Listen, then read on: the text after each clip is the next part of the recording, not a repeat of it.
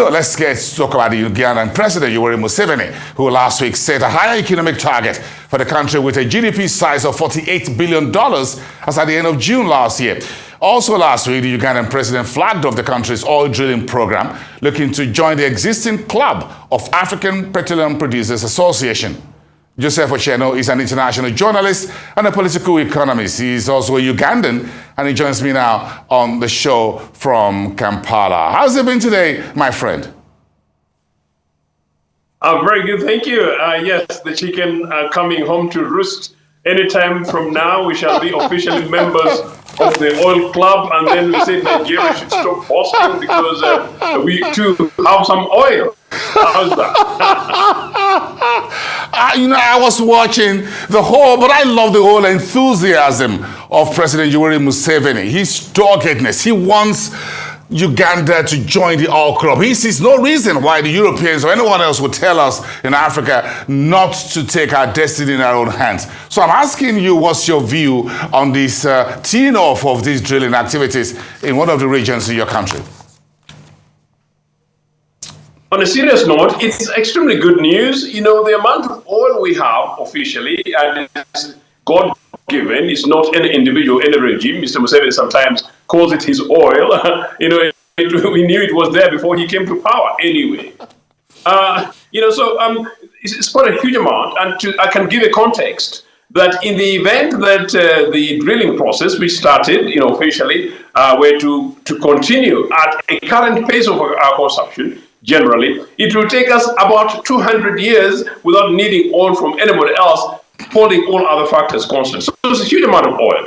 But that said, the usual curse is this, that how guaranteed is it that whatever we are starting is going to hit the target by 2025, making it commercial? That's extremely important, number one. Number two, who are the parties, who are the partners there, the totals of this world, in my opinion? From the time of the Nigerian oil exploration and oil, cash of the decades ago, by today, I would imagine, and I would have liked, on a serious note, Boston, that instead of Total investing in this oil, it should be actually either Nigerian oil company or me and you, getting money from perhaps some South African port, to ensure that we invested in this. If anything, they suggest that it's about $2 billion or thereabout required for this process. I don't think that should be money too big enough for us to be able to ask other, if you like, non-African entities to engage, and let alone the fact that in this case, because the technical guys are Chinese. That said, anyway, it's generally good news. In the event that we hit the target for 2025, the issue is how much are we going to benefit as a nation state? We should, generally. Problem is, I know you're going to preempt me here. What happens with the monies that we get? Is there a guarantee? I understand that. I'm just going to ask you, what's the mood in Uganda? I understand how you feel. But what's the mood generally in Uganda about the fact that Uganda has put boots on the ground to join OPEC? Or maybe you start with the APPO, which is the African Petroleum Producers Association. Because oil has been discovered almost every part of the continent right now as we speak, from Senegal to Equatorial Guinea to Cote d'Ivoire, everybody's getting oil. So it looks like we all have it. So where will President Museveni get the money to drill for this oil? And are Ugandans really enthused that this is the black gold and this is the future? 10 or so years ago, it would be very big news. On this occasion, I can tell you, there isn't really much excitement except from specialist circles like you and me, or perhaps those people in the political the political tables having conversations around this. Generally, of course, economists are reasonably relieved that at least we are beginning to go through a process by which 2025 we may begin to have some money going through the pockets of our treasury, and from then on we're able to begin to hopefully invest in key sectors that are particularly suffering, particularly education and health, agriculture, and to an extent infrastructure. That said, the big issue here is corruption, to the extent therefore that not many people, even those people who would others be relatively excited about this conversation, are not particularly sure whether or not the benefits of this oil is going to necessarily reach into their pockets or in the dining tables. And you're absolutely right that this has been an issue across the African continent, and people haven't really had much excitement that lives have been changed beyond the boundaries of Uganda. Generally, I believe some countries, particularly some of the southern African nations, have done rather well, including some would argue, like we're at the end of the world. For the moment, I think it's a mixed feeling, mixed review, particularly made worse by the impression that people think that people in the political spheres think that this is their gift from God or the result of their prayers.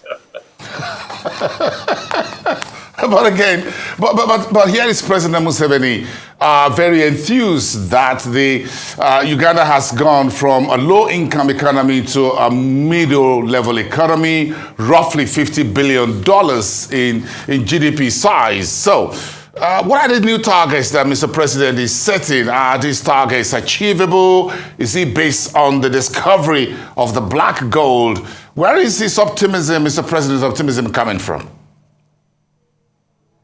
I think by and large it's politics, and I can tell you quite frankly, it's froth. This guy, since he came up with his 10-point program 37 years ago, was a very lucky man, isn't he? You know, he's nearly my age in power. So he's come up with so many economic programs, none of which has really hit the ground in a manner in which we would otherwise say. For the moment, it's in his interest to give that hope and optimism. That's generally true, who doesn't want to hit the 50 billion mark for our economy. In the event that nothing, by and large, happens terribly and we hit the ground by that time, notwithstanding the quarrels from the environmentalists, there's no reason why our lives don't change minimally, though, in the next 5 or 10 years.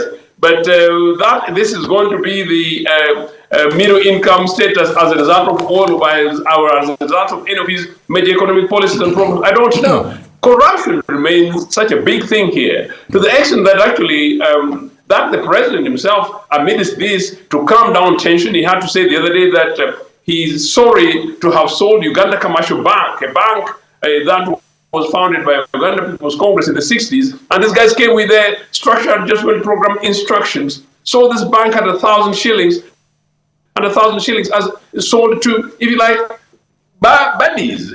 So corruption is such a big thing that whatever happens, I'm not quite sure whether we are necessarily going to have an economic miracle. But I can tell you, it is far better than anybody else would expect or would say 20 or so years ago.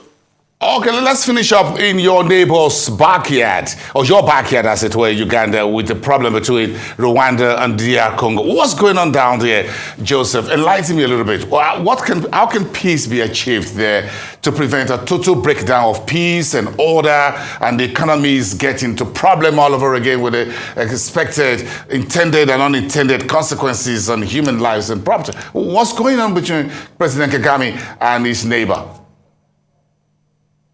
It's such a big thing. I think you and I possibly deserve to give those guys a whole program on this very particular matter. It's a big thing. It's Kagame, it's Museveni. It's less about Tshisekedi, but much more about Congo. It's basically the resource cast. Congo is the richest country on the continent when it comes to natural resources. The scramble for the resources in that country has taken place since before I was born. So you can imagine how long it's been going. It cost us Patrice Lumumba, perhaps the most popular named African revolutionary away from Nelson Mandela. Really, quite clearly, it's the case that Rwanda claims that the Hutu, the other identity community in Congo, that happens to also have a foot in Rwanda, are based in Congo and are supported by or given opportunity and space by the Congo's release government, to threaten their sovereignty. Much as that is by and large an element of truth in the sense that these people are there. These are citizens who've been there. Some of them have been there since before Kagame was born. No, it's crumble for resources. Kagame, if anything, is using this as a way to conquer a particular section of Congo. Museveni is doing the same. In fact, the building Rosen down there. And so are their proxy elders outside in Europe and North America, helping them to do. The grabbing for Congo continues. And I said, I think you and I need to have another very specific program for which I can actually break down in detail for you who the key players are, why, and actually why it must be the case that we should be having this much more on the global table, and as far as on the continental table, as far as Congo is concerned, because it's a very serious matter. No, DR Congo is big enough to have an entire programming. Thank you so much for your time and those deep insights on Uganda and the region. Thank you so much. Have a wonderful evening. Joseph Ochieng, international journalist and a political economist out of Kampala. Thank you very much. We appreciate it.